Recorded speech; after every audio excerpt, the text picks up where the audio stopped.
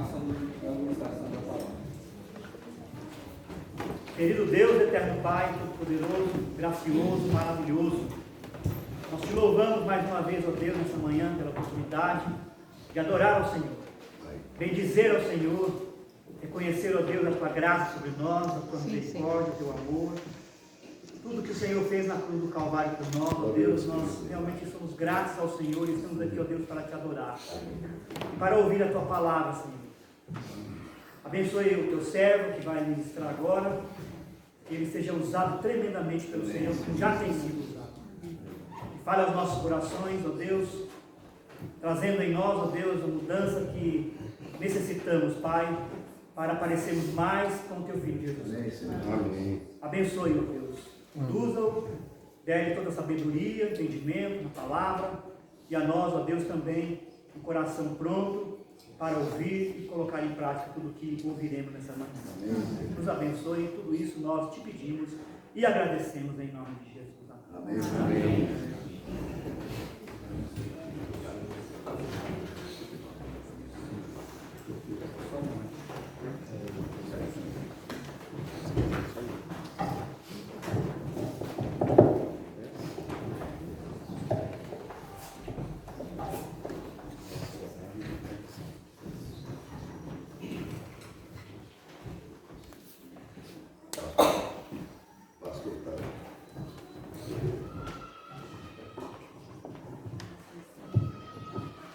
Graças e paz a todos em nome do Senhor Jesus. Amém. O pastor estava falando da música que as meninas estavam cantando aqui, e eu lembrei de uma outra música que era bem conhecida, que dizia assim: a paz do Senhor é o que nós queremos, eu quero para mim e para você. E as moças na nossa igreja cantavam assim: a paz do Senhor é o que nós queremos, eu quero um para mim e outro para você, né?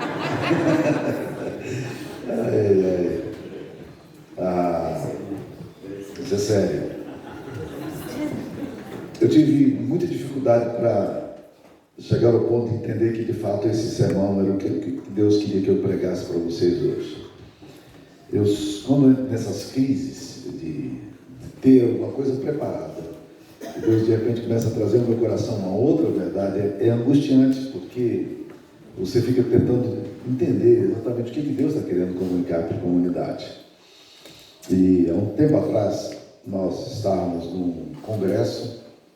Eu estava ministrando nesse congresso, o Dr. Ched também estava lá no Missão Vida, o Dr. Lúcio Ched, e é muito complicado pregar perto, era muito complicado pregar perto do Dr. Lúcio Ched, imagine, né? Eu tremia na base, porque a vida inteira eu sempre admirei muito aquele batistão bíblico, conservador, né? Palavra de Deus séria, né?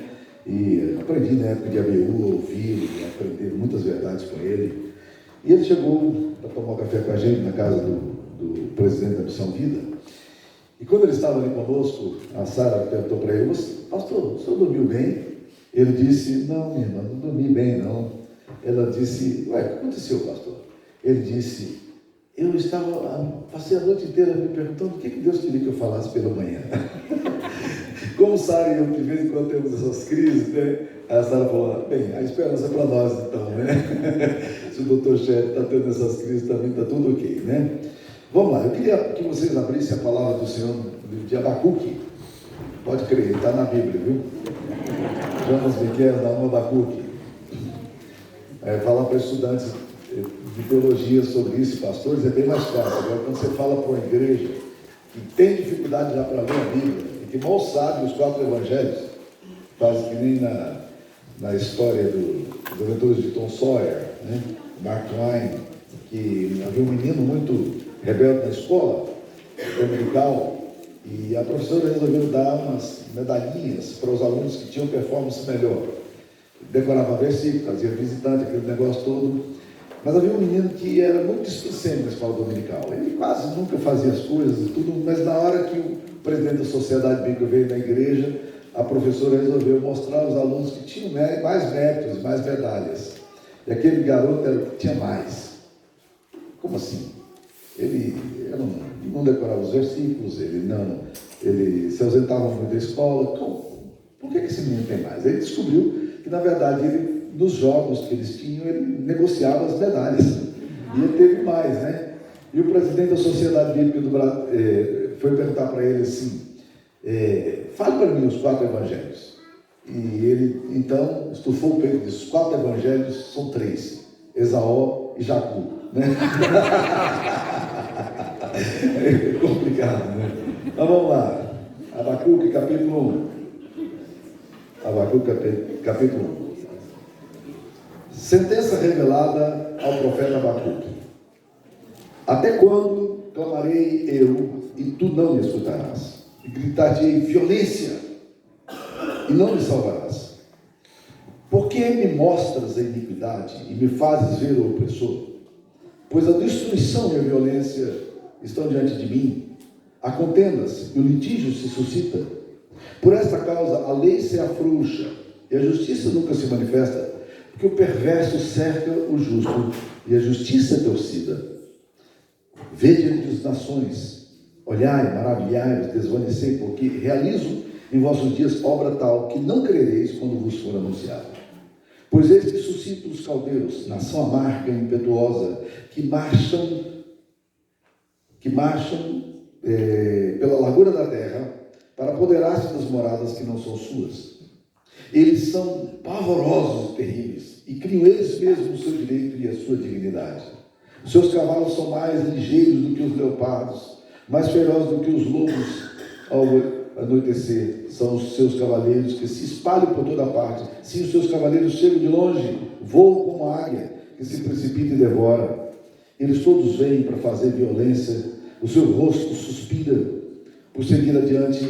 Eles reúnem os cativos como aves, como areia. Eles escarnecem dos reis. Os príncipes são objeto do seu riso. Riem-se de todas as fortalezas, porque amontoando terra as tomam.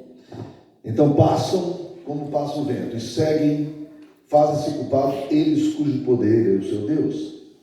Não és tu determinado, Senhor meu Deus, ó meu santo, não morreremos, ó Senhor. Para executar juízo puseste aquele povo, tu, ó rocha, o fundaste para servir de disciplina. Tu és tão puro de olhos que não podes ver o mal, e a opressão não podes contemplar. Por que, pois, toleras os que procedem perfidamente, e te calas quando o perverso devora aquele que é mais justo do que ele? Porque fazes os homens como os peixes do mar, como os répteis que não têm quem os governe? A todos levanta o inimigo com anzol, pesca-os de arrastão e os ajunta na sua rede varredora. Por isso, ele se alegra e se regozija. Por isso, oferece sacrifício à sua rede e queima incenso à sua varredora. Porque por elas enriqueces a sua porção e tem gordura a sua comida. Acaso continuará por isso, esvaziando a sua rede e matando sem piedade os povos? Pôr-me-ei na minha torre de vigia, colocar-me-ei sobre a fortaleza e vigiarei para ver o que Deus me dirá e que resposta terei a minha queixa. O Senhor me respondeu e disse: escreve a visão, grava sobre tábuas, para que a possa ler até que passa correndo. Porque a visão ainda está para cumprir-se no tempo determinado, mas se apressa por fim, e não falhará. Se tardar, espera, porque certamente virá, não tardará. Eis o soberbo, sua alma não é reta nele, mas o justo viverá pela fé. Assim como o vinho é enganoso, tampouco permanece o arrogante, cuja gananciosa boca se escancara como o sepulcro e é como a morte, que não se farta. Ele ajunta para si todas as nações e congrega todos os povos. Esta é a palavra de Deus. Amém. O critério para ler a Bíblia, ele passa por processos bem simples, se nós quisermos ler a Bíblia com profundidade. O primeiro passo é observar o que o texto diz. O segundo passo é interpretar. Na observação, o que o texto diz. Na interpretação, o que o texto quer dizer. E na aplicação, o que isso tem a ver comigo. Esses 3 passos simples podem nortear a nossa leitura da Bíblia e tornar a Bíblia muito mais agradável. Observação, interpretação, aplicação. Isso vai evitar com que você faça o que normalmente os pregadores hoje estão fazendo. Eles têm normalmente 3 divisões: que não tem nada a ver com isso aqui que eu estou falando. A primeira divisão é ler o texto, a segunda divisão é sair do texto, a terceira divisão nunca mais voltar para o texto. É um caos. O que esse texto está dizendo? O que você viu nesse texto? Esse texto é um texto de profunda crise. Aliás, muitos textos da Bíblia são textos de crise. Porque ele começa com um grito angustiante na alma. É um homem de Deus que está dizendo a Deus, capítulo 1, versículo 2, até quando, Senhor?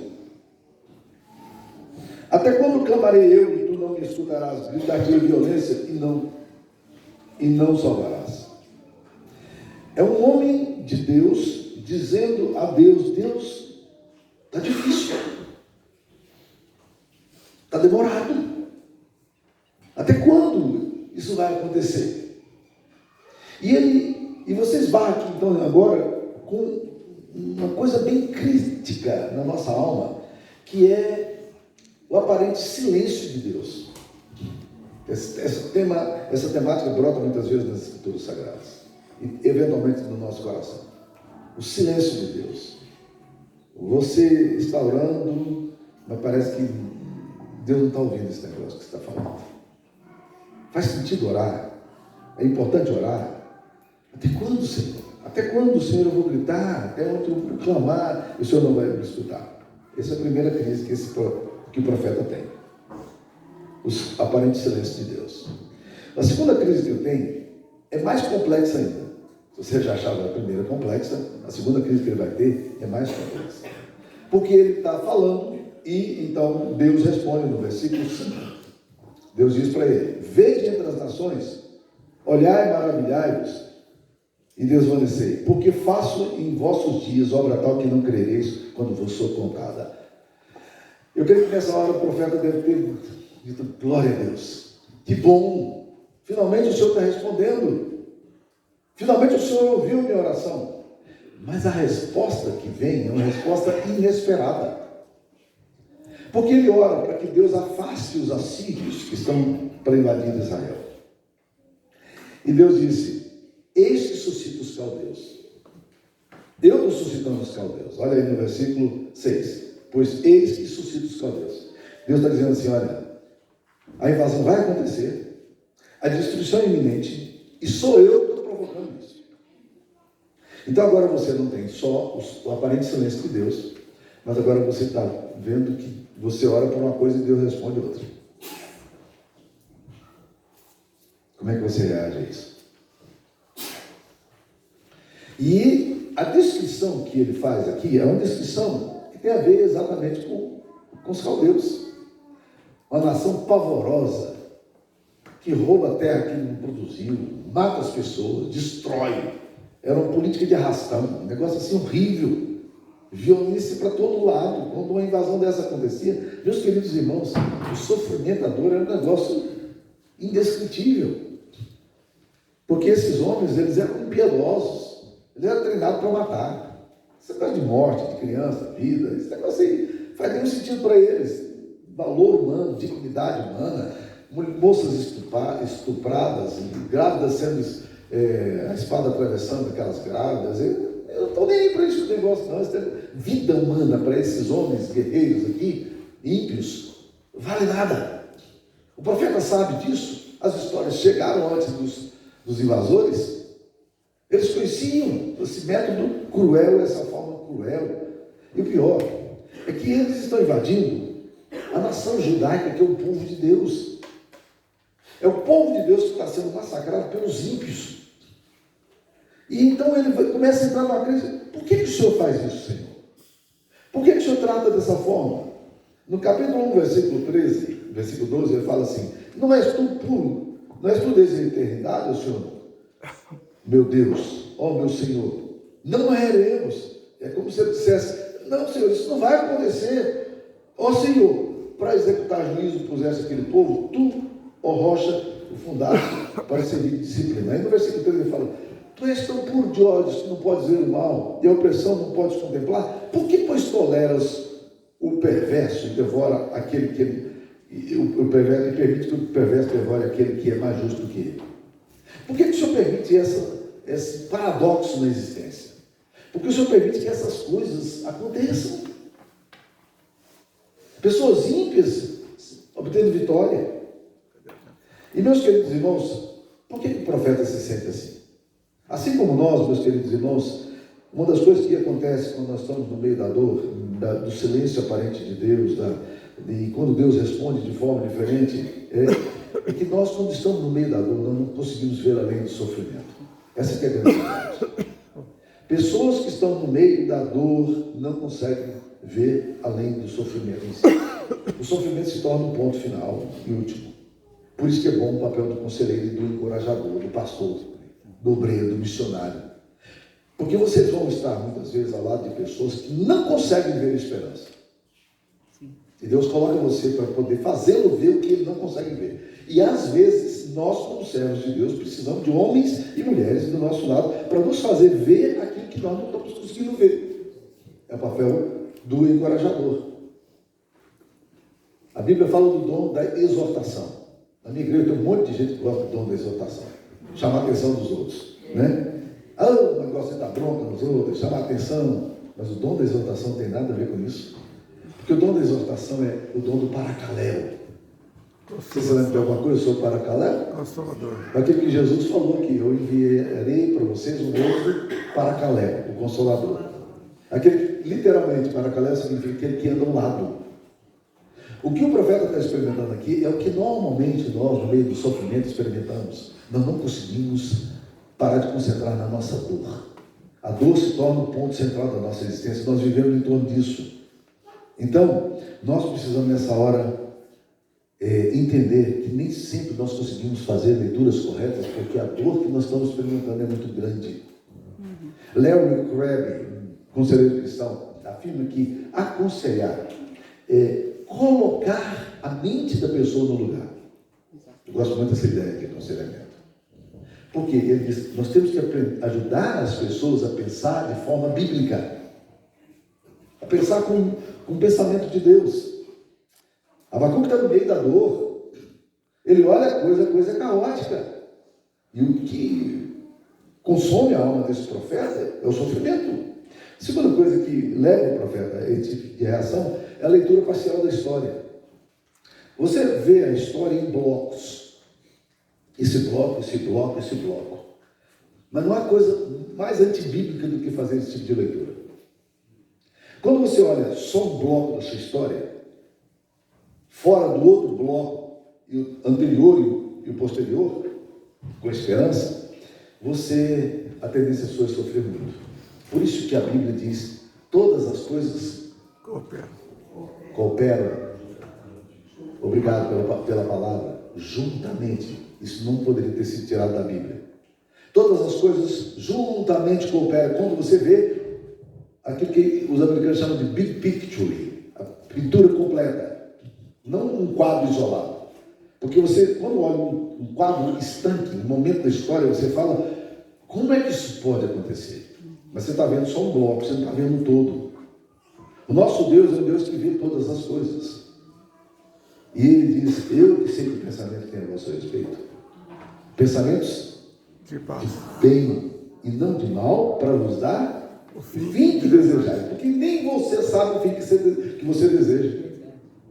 Os desejos seus nem sempre são os desejos de Deus. Deus está dizendo, eu sei que desejo que você tem. Se Deus fala, se o meu desejo aqui na terra é um desejo que nada pode preencher a não ser o próprio Deus, isso significa que eu sou eterno. Existe um desejo no meu coração que só serão satisfeitos pelo Deus que é o meu pastor e que nada me faltará, porque Ele sabe o meu desejo. Ele sabe o que é melhor para mim, muito melhor. Tá? Então, se Deus ouvisse todas as nossas orações, e óbvio que Ele ouve, mas se Ele atendesse todas as orações nossas, seria um caos. Graças a Deus, Deus ouve todas, mas não responde positivamente a todas. O profeta está vendo um bloco da história, um momento da história, e é isso que nós normalmente fazemos. Um momento, nós lemos a história parcialmente, mas nós precisamos ler a história como um todo. Uma outra coisa que faz o profeta se sentir assim é o cronograma de Deus e o nosso. Por isso que ele pergunta, até quando, Senhor? Existem duas perguntas que normalmente nós fazemos muito nas nossas orações. E elas são complexas. Primeiro, até quando? Isso tem a ver com o tempo. Deus, até quando? Às vezes você ora anos a fio por um determinado problema. Até quando? Eu tenho orado por alguns sobrinhos meus que não são crentes. E tenho orado por alguns homens que participam do meu pequeno grupo e que não são crentes. No meu pequeno grupo, eu tenho 3 entre os homens mais ricos de Anápolis. Eles são riquíssimos. As esposas são crentes, eles não. Mas eles gostam do pequeno grupo, aparecem lá de vez em quando, ouvem a palavra. Eu estou orando por eles. E eu já descobri uma coisa, meus queridos irmãos. Eu estou orando por esses caras, mas esses caras não têm chance nenhuma de se converter. Os meus sobrinhos não têm chance nenhuma de se converter. Eu estou orando por eles. E você pergunta, por que você está orando se você não tem fé que eles possam se converter? Não é que eu não tenha fé que eles não possam se converter. Eu estou dizendo que eles não têm nenhuma chance de se converter. Sabe o que é isso? Isso é uma leitura equivocada que eu estou fazendo. Por quê? Você tinha alguma chance de se converter, meu irmão? Não é uma presunção da gente acreditar que existem pessoas que não podem se converter? Ah, você achava que você poderia se converter.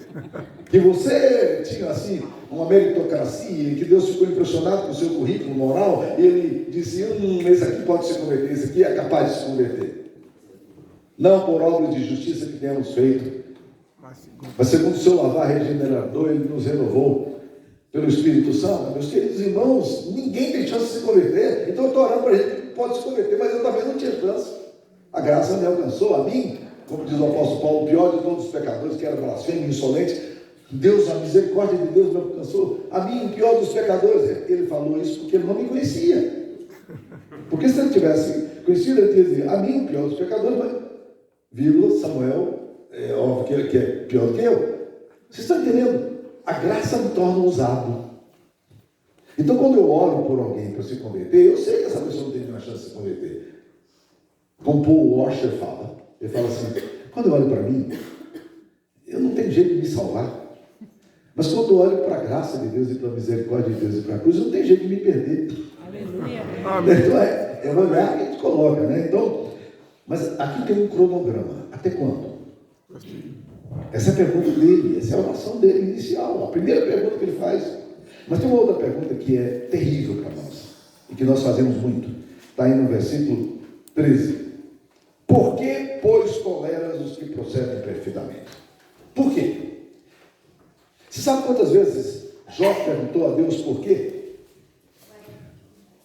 Alguém respondeu cerca de 40 vezes. Jó pergunta a Deus, por quê, por quê, por quê? Você sabe quantas vezes Deus respondeu ao porquê de Jó? Nenhuma. O que Deus respondeu? Quem? Quem? A questão não é o porquê. A questão é quem. A pergunta nossa é inadequada. Abacuque está fazendo a pergunta aqui, que eu faço e você vai. Por que, Senhor? Por que, Senhor? Por que, Senhor? Né? Está parecendo aqueles netinhos da gente que começa a perguntar por que. Tem uma fase que começa a perguntar, né? Por quê? Por quê? Os nossos filhos, por quê? Por quê? Eu lembro de um pai que, o filho dele perguntando por quê. Ele disse, pai, meu filho, você pergunta demais por quê? Ele disse, por quê, pai? Então, nós estamos perguntando a Deus as razões de Deus, os motivos de Deus. E Deus é misterioso. Tá? Então, meus queridos irmãos, o profeta está se sentindo assim, meio perdido. Mas ele é um homem de Deus. Eu vou ser entendido que Abacuque era um homem de Deus. É um homem de Deus. Como é que ele pode resolver essa tensão histórica de um povo, os caldeus invadindo Israel, o povo de Deus, e ele sabe que vem, ele ouve o rufar dos tambores, quanto mais ele ora, mais os caldeus se aproximam. Como é que ele resolve esse negócio? Ao olhar esse texto aqui, meus queridos irmãos, eu acho interessante tentar entender algumas coisas importantes que esse texto nos traz. A primeira coisa que ele faz para resolver a tensão dele, meus queridos irmãos, ele cria uma concepção correta de Deus. Capítulo 1, versículo 12, ele vai descrever Deus. 4 coisas que ele fala sobre Deus aqui, 4 ou 5, né? Primeiro, não és tu desde a eternidade, Deus é Deus eterno. Ó Senhor meu Deus, ó meu santo, Deus é santo. Segunda coisa, não morreremos, Senhor, para executar juízo, Deus é justo. pusesse aquele povo sobre nós. Tu, ó rocha, tu fundaste para servir de disciplina. Deus é a base da nossa vida, é rocha. Vamos tentar entender isso aqui. Primeira coisa que ele coloca aqui, meus queridos, na visão correta de Deus, é que Deus é eterno. Eu gosto de pensar nessa questão de eternidade de Deus, apesar de não entender muito eternidade, porque conceitos aristotélicos de tempo e espaço são mais fáceis da gente entender, se os entendemos de fato. Mas o conceito sobre infinito, né, e eternidade a gente não tem. O que é eternidade? Alguém perguntou isso a um sábio. O sábio disse o seguinte: num determinado país tem um passarinho que de 100 em 100 anos ele vem afiar o seu bico numa montanha de bronze. É um país encantado, uma terra encantada. De 100 em 100 anos esse passarinho encantado vem, afia o seu bico nessa montanha de cobre. Quando essa montanha de cobre acabar, porque o passarinho está afiando o seu bico de 100 em 100 anos, ter-se-á passado um segundo da eternidade. É um bom exemplo, né? É um bom exemplo, né? Um rapaz chegou para Deus, é verdade que um dia para o Senhor é como 1000 anos, e 1000 anos como um dia? É, meu filho. Né? Deus, é verdade que também 1 milhão para o Senhor é que nem um centavo? Sim, meu filho, não faz diferença nenhuma. Ele disse: Deus, me dá um centavo. Aí Deus disse: espera um minutinho aí. Eu me lembro de menino, adolescente, no interior de Tocantins, onde nós morávamos, olhando e especulando sobre infinito. O espaço é finito ou é infinito? Você vai dizer infinito. Não é. O espaço não é infinito. É estranho pensar nisso, né? Não é infinito. Tem um fim. Onde é o fim, ninguém sabe. Mas onde é que estão as estrelas, as galáxias, essas coisas todas? O texto está dizendo que Deus é eterno. Isso significa o seguinte: que Deus não está sendo permeado pelas variações temporais da humanidade. Ele transcende isso, ele ultrapassa isso, ele vai além disso, ele é eterno. Deus habita a eternidade. Esse é o lugar dele. Passado, presente e futuro para Deus faz nenhuma diferença. Apocalipse 13:8 diz que Jesus morreu quando? Antes da fundação do mundo. Mas eu sempre aprendi que foi 2000 anos atrás numa cruz. Mas a Bíblia me diz que não. Que Jesus morreu antes da fundação do mundo. Não é impressionante pensar nisso? Essa mesma ideia vai aparecer em 1 de Pedro. Antes da fundação do mundo. Deus é eterno, assim. Ele caminha na eternidade. Então ele não é afetado por essa questão da temporalidade que nós enfrentamos. Deus é eterno. Nós precisamos entender isso. Quando as coisas aqui movimentam para um lado e para o outro, e você fica desesperado, Deus habita a eternidade. Ele está além dessa linha temporal. Segunda coisa que ele vai falar, e eu acho maravilhoso isso aqui, né? Está em Abacuque também, capítulo 1, versículo 12. Ó Senhor, meu Deus, meu santo. Pense no caráter de Deus, com santidade. Uma vez a minha esposa perguntou para mim, e eu não gosto quando ela faz perguntas, né? Já disse isso para vocês, quando uma mulher levanta a mão, quando mulheres levantam a mão, é complicado. Elas fazem perguntas muito aguçadas e a gente se incomoda muita gente. E ela me fez uma pergunta, já fez várias, que eu fiquei pensando e não tive resposta na hora. Qual é o atributo de Deus que mais te impressiona? Quando você começa a estudar os atributos de Deus, qual é o atributo de Deus que mais te impacta? Eu fiquei assim. Aí eu devolvi a pergunta, que é uma estratégia boa, né? Qual é para você, meu amor? Eu não sei, mas qual é para você? Ela diz: a misericórdia de Deus. Eu gosto de pensar na misericórdia de Deus, né? Porque a misericórdia de Deus só causa de não sermos consumidos, porque suas misericórdias se renovam cada manhã. Há uma pequena diferença entre misericórdia e graça. A graça é Deus dar para você o que você não merece. A misericórdia é Deus deixar de dar para você o que você merece. Entenderam? Tá? Então, a misericórdia de Deus. Mas aí, enquanto ela estava falando da misericórdia de Deus, a minha cabeça foi organizando a resposta que eu precisava dar para ela, porque afinal de contas foi ela que provocou o assunto. Aí eu respondi para ela: o caráter que mais me impressiona é o caráter da santidade. Por quê? Porque santidade significa o seguinte: Deus não joga dados com você. Deus não brinca com a sua dor. Deus não brinca com a sua emoção.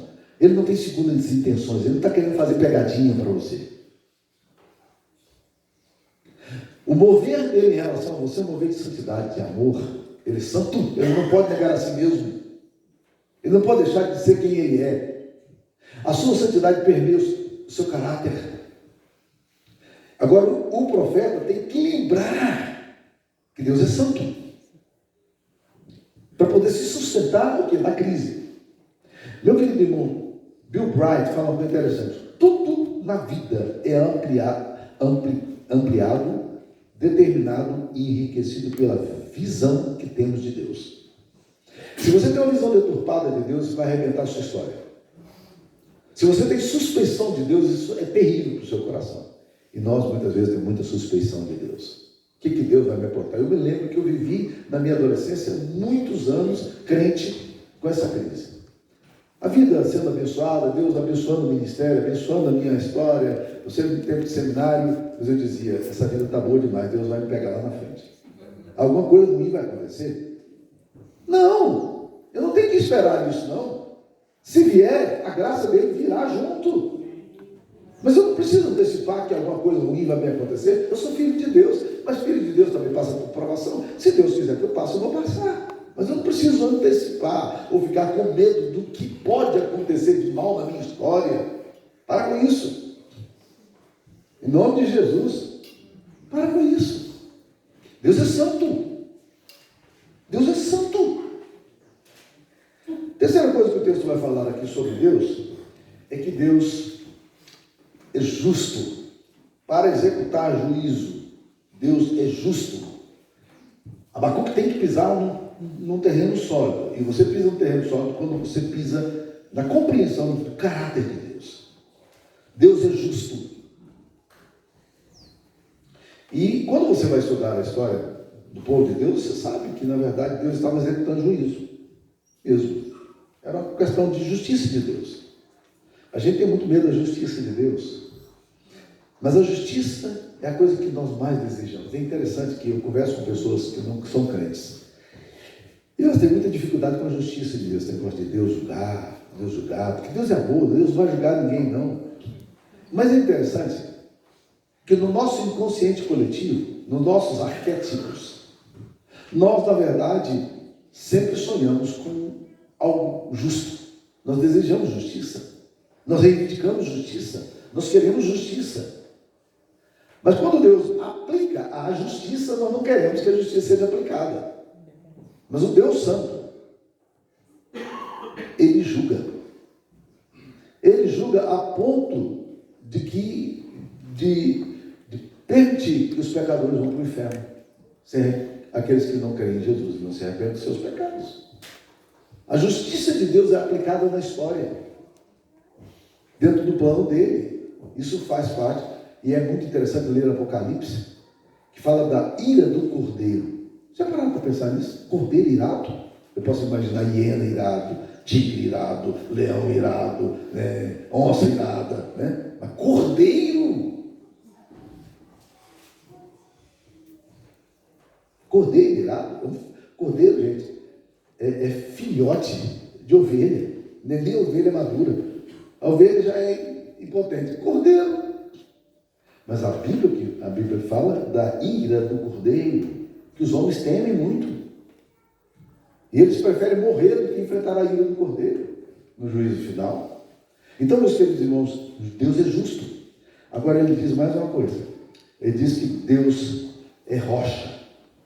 Ele fala, tu, ó rocha, o fundaste para ser discípulo. Você é rocha, eu posso pisar. Não é areia movediça. Há um hino que a gente canta que diz, em nada põe a minha fé, senão na graça de Jesus. No sacrifício remidor, no sangue do bom Salvador. Eu acho que nós perdemos, na primeira frase, né? Quando no coral fala assim, a minha fé e o meu vigor estão firmados no Senhor. Estão firmados no Senhor. Na língua original, no inglês que foi escrito, ele diz, eu não posso colocar os meus pés em outro lugar, porque todos os outros lugares 5 em 7, areia movediça. Se eu pisar, vai, né? Deus é rocha, você pisa, pode ficar em cima. Fica aí, alicerçado em Deus. Não tenha medo, não. Deus é rocha. Aqui você pode ficar. Então, o que ele faz? Abacuque agora vai reformular as questões básicas, ele vai readquirir a compreensão de Deus. E, meus queridos irmãos, é isso que nós precisamos fazer. Se você está em crise, no seu ministério, na sua vida pessoal, reformule seus princípios básicos sobre Deus. A má concepção de Deus, ou uma errônea concepção de Deus, vai ser um desastre na sua história. Mas quando você entende o caráter de Deus, você pode ficar sólido no caráter de Deus. Fica firme. É aqui. Eu vou colocar meus pés aqui. As coisas estão caindo aqui ao meu redor. Está tudo sendo destruído, mas tem uma coisa: o caráter de Deus. Eu posso me firmar no caráter de Deus. A segunda coisa que eu vou perceber aqui, meus queridos irmãos, é que Abacuque decidiu fazer outra coisa. Não apenas ele refez a concepção, ou adquiriu a compreensão de Deus, mas ele resolve fazer o seguinte: ele resolve entregar o seu problema a Deus, de fato. Olha aí, no capítulo 2, versículo 1, ele fala: por-me-ei na minha torre de vigia. Eu gosto muito dessa ideia. Colocar-me-ei sobre a fortaleza e vigiarei para ver o que Deus me dirá e que resposta eu darei. O que ele está dizendo aqui agora, meus queridos, é o seguinte: eu preciso aguardar a resposta de Deus. Eu preciso ouvir o que Deus tem que falar. Sabe qual é o problema da gente? O problema da gente é a inquietação do coração. O coração do problema é o problema do coração. Quando você está com o seu coração inquieto, isso arrebenta você. E é interessante que Jesus, quando vai se encontrar com os discípulos que estão enfrentando a tempestade, Mateus 14, diz a Bíblia que ele está andando sobre a tempestade. Os discípulos veem, dizem: é um fantasma, e ficaram aterrados. Jesus disse: sou eu, não tem mais. O que mudou na circunstância quando Jesus falou: sou eu, não tem mais? O mar deixou de estar revolto? As ondas deixaram de movimentar-se? Não, ele continuava andando sobre a tempestade, passeando no meio da tempestade. Não teria sido muito mais tranquilo se Jesus simplesmente, antes de qualquer coisa, dissesse: mar, aquieta? Não! Jesus vai tratar do coração dos problemas dos seus discípulos. Por que sois assim, homens de pequena fé? Por que sois assim, não tinham? O que está acontecendo no coração de vocês? É vocês, a fé de vocês. Senhor, manda logo esse mar acalmar, que tudo vai acalmar. É só resolver a circunstância. O problema, Deus diz: não. Quer tratar do seu coração. O seu coração é o grande problema. Por isso que Abacuque agora está dizendo: eu vou para a torre de vigia, eu vou guardar para ver o que o Senhor me dirá. Eu preciso sossegar meu coração. Sossega o seu coração. Sossega o seu coração. Eu vi muito isso acontecendo, meus irmãos, agora recentemente, na eleição que nós tivemos. E assim, a eleição carregada de turbulência, e alguns irmãos ficaram desesperados, aquele negócio todo, e eu tive que aconselhar a gente, e aquele negócio: não, bora no Brasil, porque agora o Brasil vai acabar, agora o comunismo, sei o quê, papai. Eu falei: calma, gente, calma, sossega o coração. Ei, se nós tivéssemos que passar por tribulação, vamos passar pela tribulação. Quantas pessoas na história já passaram por grandes tribulações políticas, turbulências políticas, e o povo de Deus estava lá para enfrentar? Calma, o seu coração que é o problema. Sossega. Nós estamos vivendo assim, o movimento da bolsa aqui. Calma.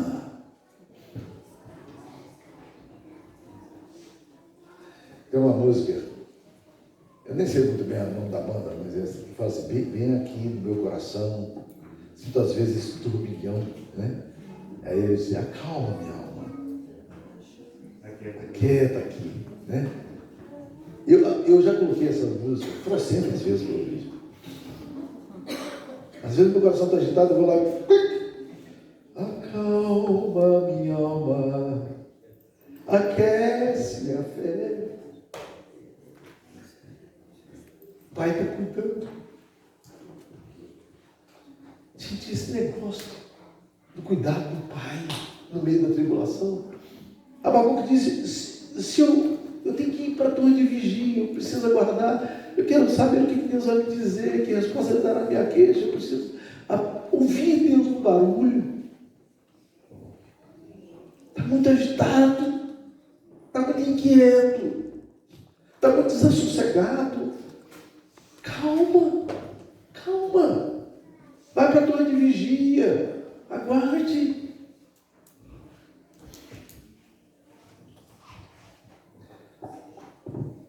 Nós precisamos aguardar no Senhor.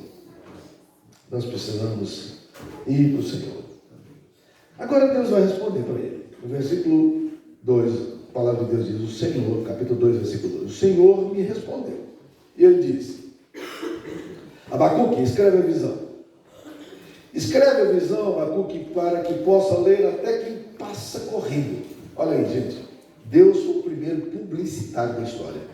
Ele criou outdoor. Aquelas placas imensas que você vê, assim, você passa até correndo assim, lê. Deus diz, é isso que eu quero que você escreva. Coloque isso bem alto para que possa ler até quem passa correndo. Isso aqui você não pode perder. E Deus faz duas declarações para Abacuque. Ele diz, eis o perverso. A sua alma não é reta nele. Eu sempre li esse texto acreditando o seguinte, eis o perverso, a sua alma não é reta em Deus. Não é isso que o texto está falando, não. O texto está dizendo, eis o perverso, a sua alma não é reta nele, dentro dele. O coração do perverso é inquieto, é desassossegado. A vereda do justo é como a luz da aurora que vai brilhando cada vez mais, mas os ímpios não são assim. São como a palha que o vento dispersa. Por isso, eles não prevaleceram no juízo. Eles tropeçam e não sabem que tropeçam. A alma do perverso não é reta do perverso. O coração dele é desassossegado. A alma inquieta. Eu quero que você entenda isso. Paz. Descanso e sossego. Um privilégio, uma prerrogativa de gente que ama Deus. Não é de ímpio, não. Não é de perverso, não. Tá? Deus quer que você escreva isso no outdoor. A segunda coisa que Deus quer que coloque no outdoor, eu vou gastar mais tempo, porque ela tem mais a ver com você e comigo. Mas o justo viverá pela fé. Ok. Gente, essa afirmação, ela é revolucionária. Ela é tão marcante, ela é tão poderosa, que ela aparece no Novo Testamento quantas vezes? Alguém se lembra? 3 vezes. Um delas você vai saber de cor, Romanos 1,17. Né? A justiça de Deus se revela de fé em fé, como está escrito, o justo viverá pela fé. Né? A segunda vez aparece em Gálatas capítulo 3, versículo 11. E a terceira vez vai aparecer em Abacuque, ou melhor, em Hebreus. O texto de Hebreus vai nos dizer também a mesma coisa. 3 vezes em Hebreus capítulo 10, versículo 38 e 39. Nós não somos os que retrocedem para a perdição, mas o justo viverá pela fé. 3 vezes. Detalhe. Esta frase, que está escrita em Abacuque, vai revolucionar a história do cristianismo cerca de 2.600 anos depois. Você se lembra do incidente? Martinho Lutero, fazendo penitência na escadaria de Roma, orando até os joelhos sangrarem, a oração do Pai Nosso em cada degrau, para penitenciar-se da culpa que ele sentia. No meio do caminho, sofrendo ali, a palavra de Deus gera um turbilhão no coração dele. Ele se lembra de quê? Dessa afirmação que estava em Romanos, que ele leu em Romanos, que ele estava estudando. O justo viverá pela fé. Ele diz: o que eu estou fazendo aqui? Eu tenho que viver pela fé, e não por sacrifício meu. O sacrifício foi feito por Jesus, eu vivo pela fé. Fé no Filho de Deus. E o primeiro livro que Martinho Lutero vai escrever é A Escravidão da Vontade. Interessante, né? Baseado em Gálatas, a escravidão da vontade. A vontade nossa é escrava. Então nós precisamos entender, nós precisamos de alguma coisa bem maior, que é a graça de Deus. O justo vive pela fé. Agora, meus queridos irmãos, deixa eu dizer o que isso implica para você, essa frase. Primeiro, a fé supera as nossas variações de humor. Se eu vivo pela fé, eu não vivo pela emoção. Aqui está uma pegadinha bem complicada na nossa espiritualidade protestante. Porque nós achamos que temos que viver por emoção. Se nós não tivemos uma emoção para autenticar a nossa conversão, nós não nos convertemos. Mentira. Bill Bright foi o autor das 4 leis espirituais. Ele também escreveu Como Ser Cheio do Espírito Santo.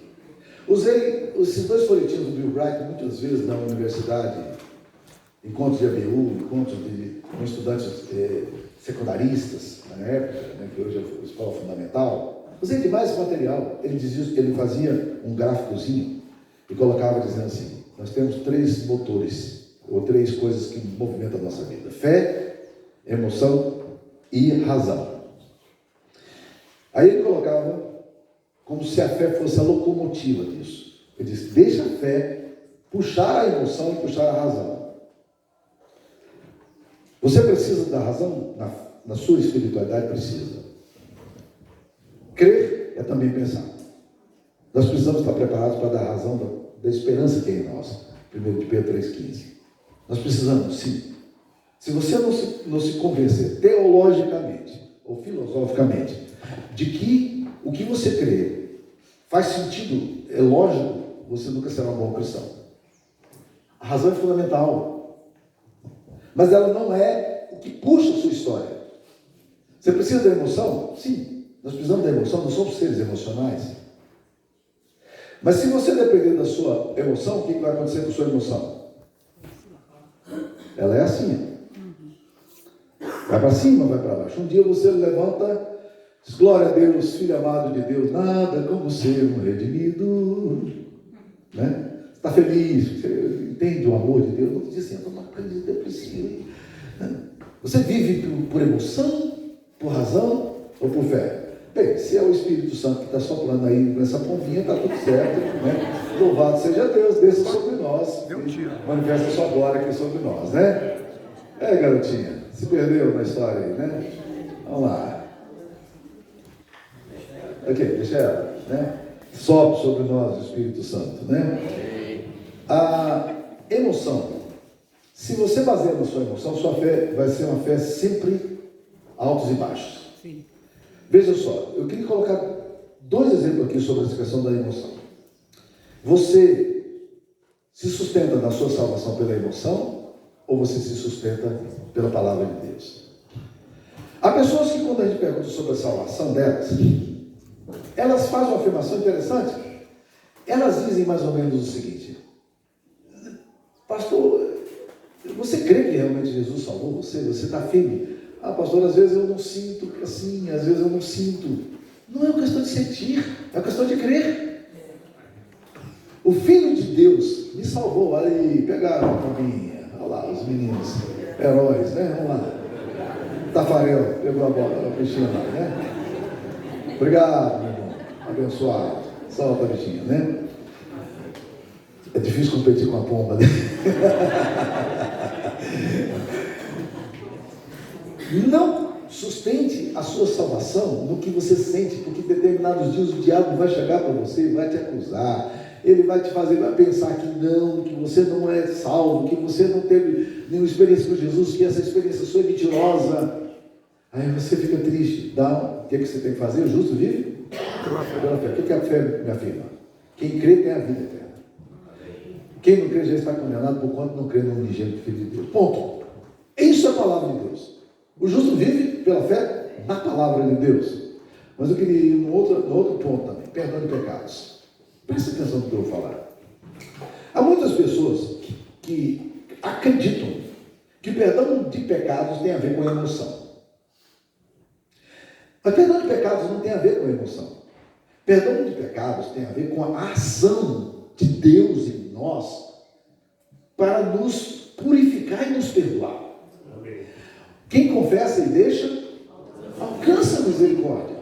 O sangue de Jesus nos purifica de todo pecado. Eu fui estudar isso no grego, essa palavra todo. Sabe o que eu descobri? Qual o significado da palavra todo no grego? Todo. É isso. Todo pecado. Aí você está se sentindo acusado por um pecado da sua história. Ei! Você vive por emoção ou você vive pela fé? O que a palavra de Deus diz para você? O sangue de Jesus, seu Filho, nos purifica de todo pecado. Se nós pecarmos contra Deus, temos advogado junto ao Pai, Jesus Cristo justo. Ele é a propiciação pelos nossos pecados, e não apenas pelos nossos, mas pelos do mundo inteiro. Ponto. Se a acusação vier, em nome de Jesus, sai daqui. Deus já me perdoou. Ele já rasgou o escrito de dívida que era contra mim. Miqueias diz que Deus pegou os nossos pecados e lançou no fundo do mar. Olha que coisa fantástica. E Corey tem Book faz uma análise tremenda desse texto, dizendo que Deus foi lá e colocou na superfície do mar uma plaquinha dizendo: é proibido pescar. Não pesca não. Justo vive pela fé. Então, meus queridos irmãos, é muito importante a gente entender isso aqui. Porque a fé supera nossas variações de humor. Deixa eu falar outra coisa. A fé não se baseia em circunstâncias. O próprio livro de Abacuque, o Abacuque vai mostrar isso bem claro. Capítulo 3, versículo 17, ele vai terminar com isso. Ainda que figueira não floresça, não haja fruto na vide, o fruto da oliveira menta, e os campos não produzam mantimento, e as ovelhas sejam arrebatadas do aprisco, e nos currais não haja gado. Todavia eu me alegro em quem? No Senhor. No Senhor. E na força da minha salvação, né? Todavia eu me alegro no Senhor e exulto no Deus da minha salvação. Exulto no Deus da minha salvação. A descrição que ele faz aqui, meus queridos, se você trouxer para um contemporâneo, significa mais ou menos o seguinte: Lula tirou todo o seu dinheiro da poupança. E agora tem uma recessão financeira tremenda. E Alexandre de Moraes afirmou que você não tem direito a nada mais não. Que agora a sua aposentadoria é só aos 78 anos de idade. Aliás, estamos até discutindo isso agora, né? É maravilhoso. Você ouve essa notícia. E aí você puxa o fôlego, onde é que eu vou viver? Né? Faz que nem aquela velhinha que estava com 85 anos de idade, preocupada. E o filho dela chegou para ela: por que você está tão preocupada? Ah, filho, estou preocupado com o meu futuro financeiro. Ah, mas eu estou com 85 anos de idade.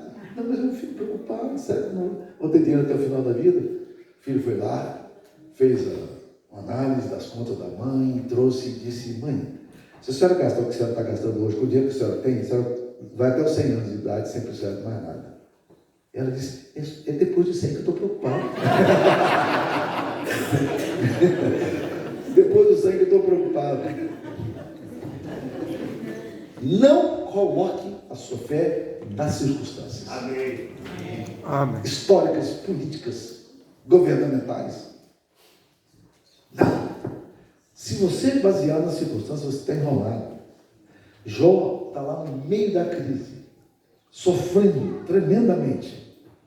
Mas o que ele fala? Eu sei O meu Redentor que o vive, meu Redentor vive. e por fim se levantará sobre a terra. Levantará dos pó. Eu os meus olhos verei. O que Jó faz aqui? Ele transcende esse momento da história dele. E ele olha para o céu. Nós precisamos lutar contra essa percepção complexa que nós temos de estarmos olhando no nível aqui da temporalidade apenas, da transitoriedade, da circunstância. E os homens são o passatempo principal da circunstância. A circunstância ri de você, zomba de você, o diabo usa isso aí. De repente está tudo certinho, equilibrado, a finança está equilibrada, aí o carro bate. pagar o cruzeiro do carro. Né? As coisas... Gente, que coisa complicada esse negócio.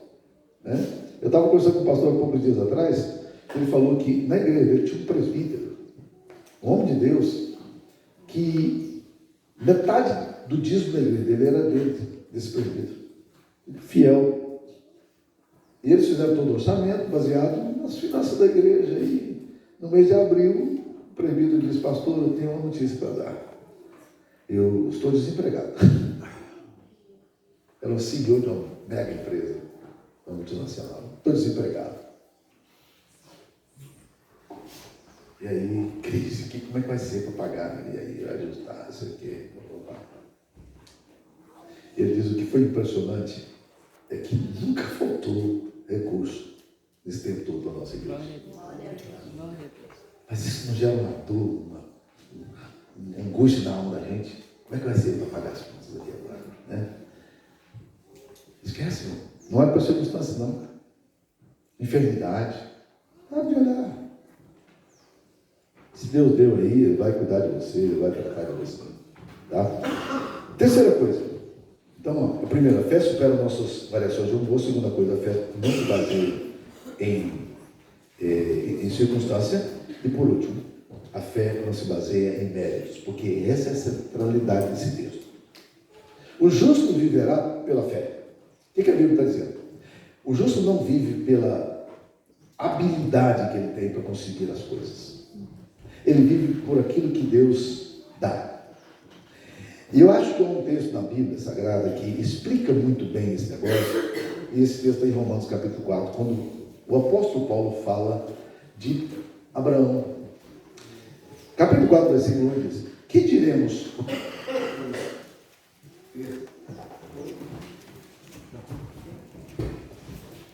Isso aqui é estratégia. Sempre para eu poder beber água. Obrigado, meu irmão. Você é um homem de Deus. Você percebe as necessidades do pregador? Esse é o homem de necessidade. Romanos 4, 1.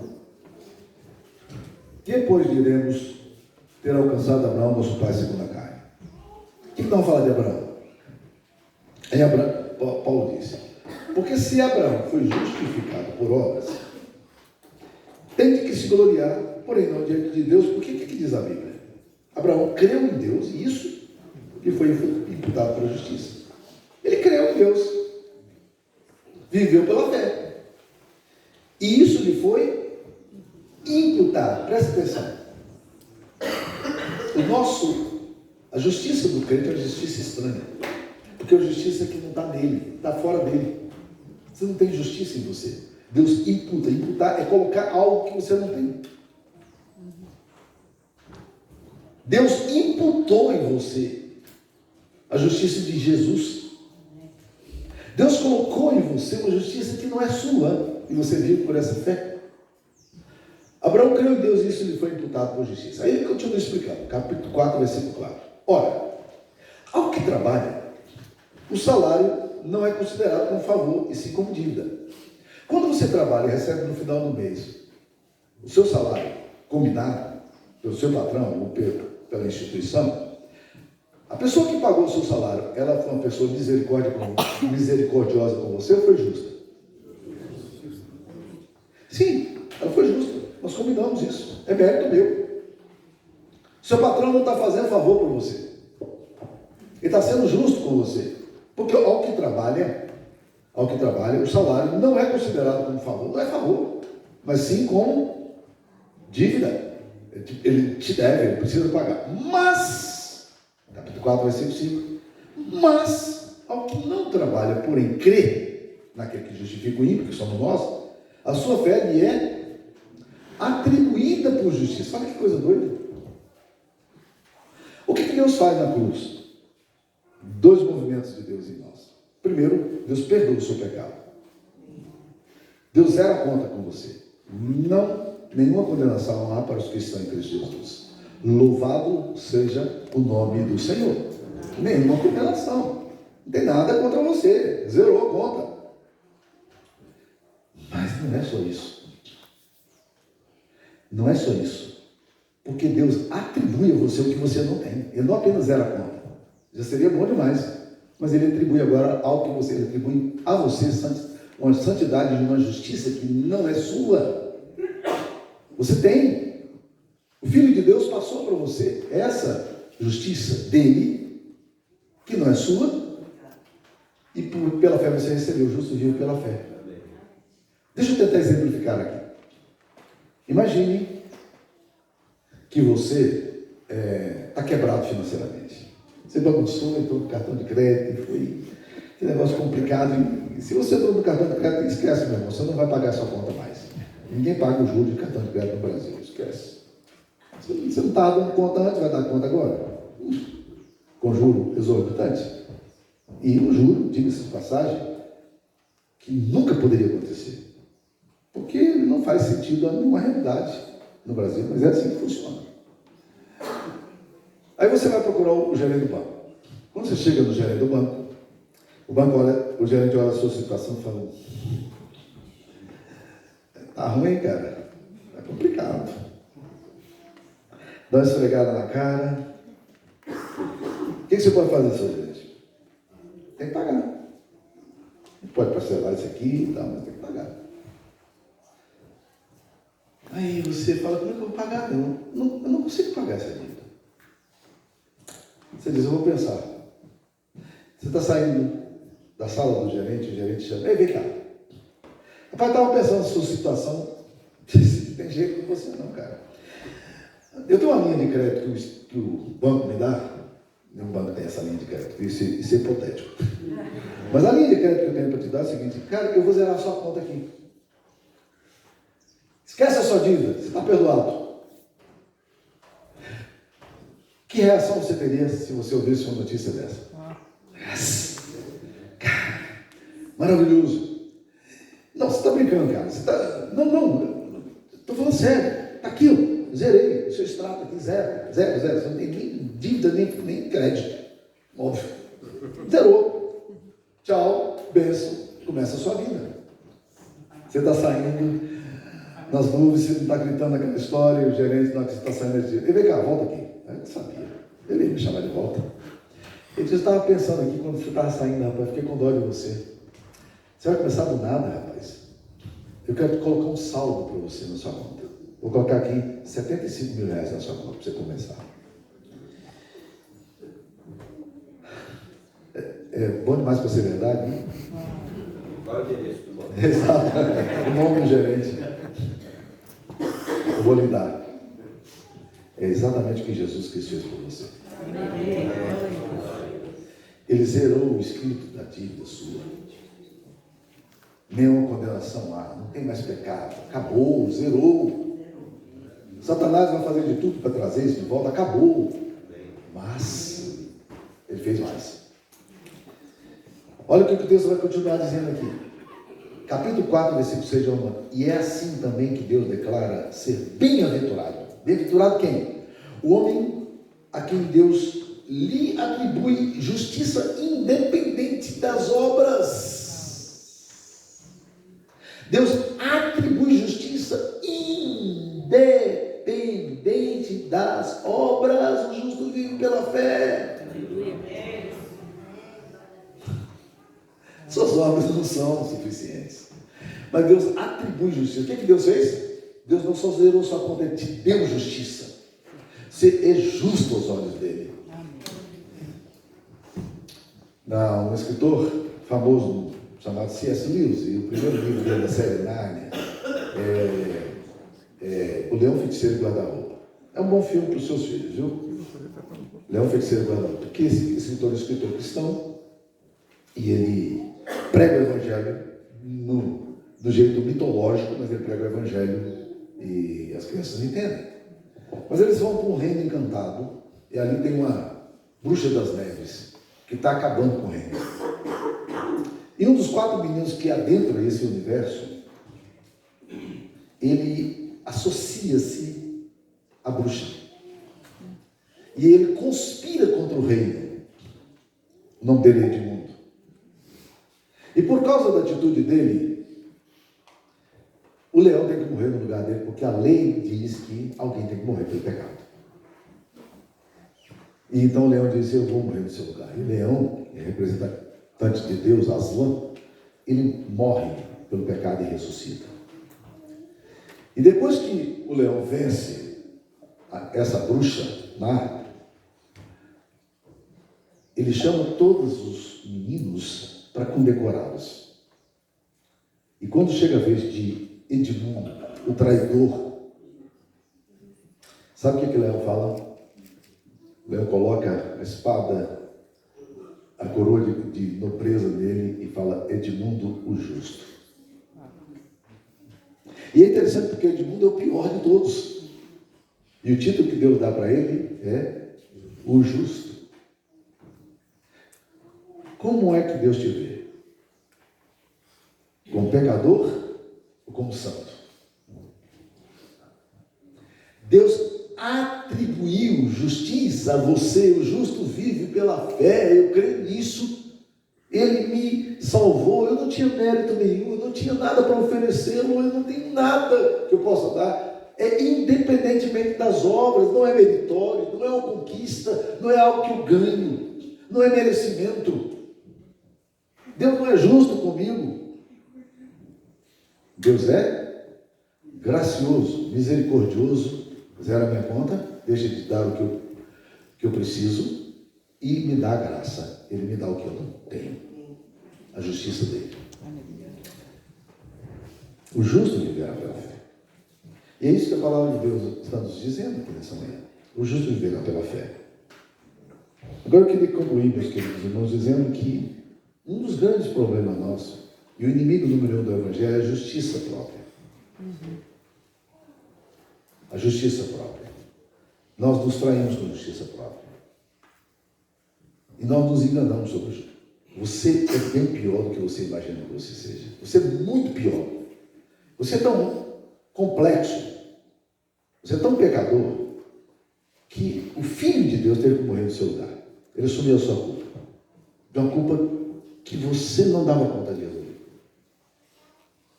Mas eu quero te dizer que a graça de Deus é muito maior do que você imagina que ela também seja. A graça de Deus, ela nos declara justos aos olhos dele.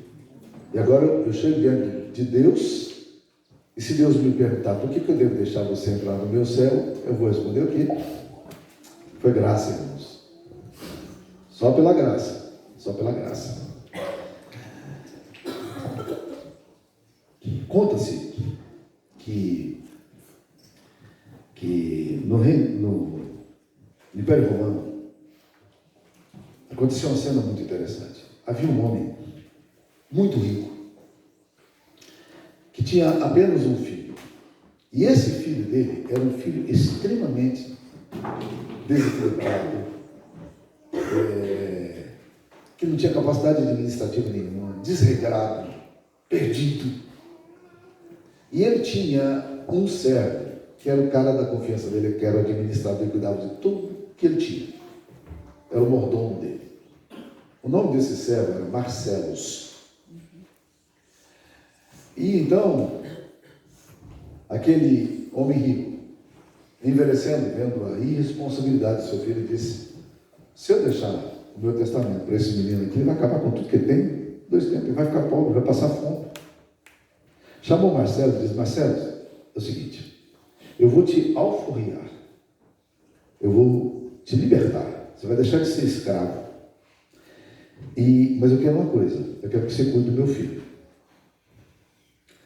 Eu vou deixar para o meu filho apenas uma propriedade, e vou dizer isso para ele, todas as demais propriedades estarão no teu nome, você será livre e vai ter as minhas propriedades, porque eu sei que você vai cuidar dele. Se eu deixar com ele, ele não dá conta disso aqui não. E aí o pai trouxe o filho à sua presença. E disse, filhão, eu estou perto de morrer. E eu resolvi fazer meu testamento. E eu decidi que você pode escolher uma única propriedade minha. Todas as demais serão de Marcelo. Eu vou alforriar Marcelo e todas as propriedades serão de Marcelo. Então você vai para sua casa e pense no que você vai pegar. Você só tem uma coisa para pegar. Todas as demais coisas serão do Marcelo. Então você decida de todos os meus bens o que você quer. E o menino parou, pensou e disse: pai, eu não preciso ir para casa para pensar o que eu quero. Não. Era assim a natureza dele, impetuosa. Não, você não precisa pensar no que você quer. Na sua herança, você não quer pensar. Não, já decidi. Ok. Qual é a propriedade que você quer de todas que eu tenho? Ele disse: eu vou ficar com Marcelos. Eu vou ficar com Marcelos. De tudo que você tem na sua vida, meu querido irmão, uma coisa você não pode perder: Jesus. Tá? Essa é a grande herança. Nós somos corredores com Ele. Nós reinaremos com Ele. A justiça dele foi dada para nós. Os méritos de Cristo estão em nós. Naquela cruz Ele fez tudo isso por nós. Louvado seja o nome do Senhor Jesus. Deus aplica a palavra do Senhor ao nosso coração.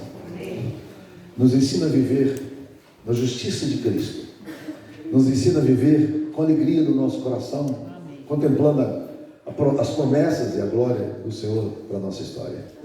Renova o nosso coração na Tua presença, em nome de Jesus pedimos. Amém, Senhor.